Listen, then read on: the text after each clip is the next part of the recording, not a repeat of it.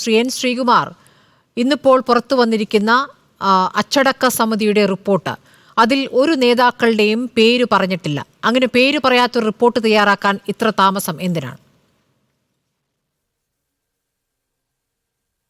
നോക്കൂ സ്മൃതി, ഇതൊരു അച്ചടക്ക സമിതിയുടെ റിപ്പോർട്ടല്ല. തിരുവഞ്ചൂർ രാധാകൃഷ്ണൻ അധ്യക്ഷനായ ഒരു ഫാക്ട് ഫൈൻഡിങ് കമ്മിറ്റി, അതായത് വസ്തുതകൾ അറിയാൻ വേണ്ടി അവിടെ ചെന്ന് ആ രേഖകളുടെയും മറ്റു മൊഴികളുടെയൊക്കെ അടിസ്ഥാനത്തിൽ തയ്യാറാക്കിയ ഒരു റിപ്പോർട്ടാണത്. ആ റിപ്പോർട്ട് എനിക്ക് തോന്നുന്നത് 8 ദിവസം എടുത്തിട്ടുള്ളൂ എന്ന് തോന്നുന്നു. 17-ാം തീയതി എങ്ങാണ്ടാണ് അവർ പോയത്.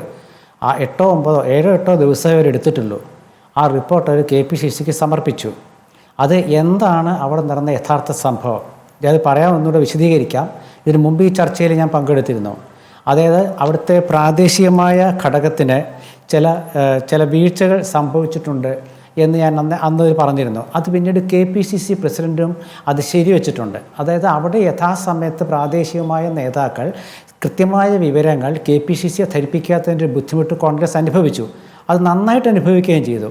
അത് വാർത്തകളുടെ കാര്യത്തിൽ മാത്രമല്ല, അവിടെയുള്ള പാർട്ടി പ്രവർത്തകർക്കിടയിലും എതിരാളികൾക്കിടയിലും ഒക്കെ ഒരു വലിയ ചലനം സൃഷ്ടിച്ചു.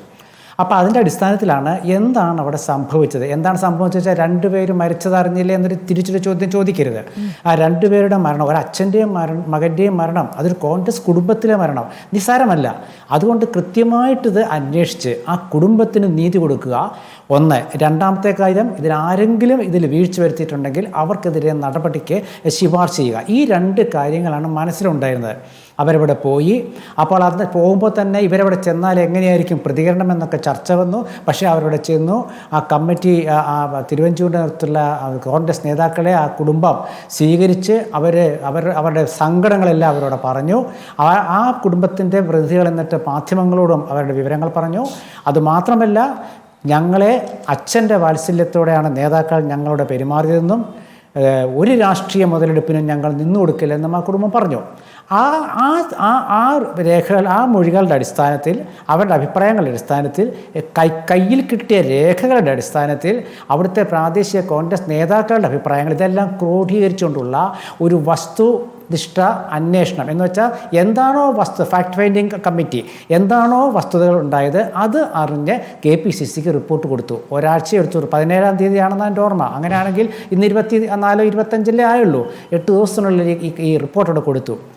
ഈ റിപ്പോർട്ട് കോൺഗ്രസ്സാണ് കൊടുത്ത. സ്മൃതി, കോൺഗ്രസിനെ കുറിച്ച് എന്തൊക്കെയാണ് പറഞ്ഞിരുന്നത്? ഒന്നും നടക്കില്ല, ഒരു കമ്മിറ്റിയെ വെച്ചു, കമ്മിറ്റിയോടെ പോകുന്നു. CPM, ഈ ഗഗാറിൻ്റെ പാർട്ടി എല്ലാ ദിവസവും ചർച്ചയാണ് അവരുടെ മാധ്യമങ്ങളിൽ.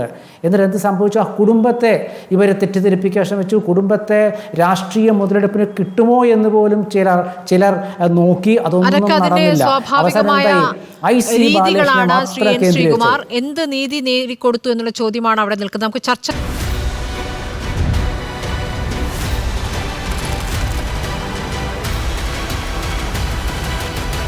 ഡിബേറ്റ് വിത്ത് സ്മൃതി പരുത്തിക്കാട്.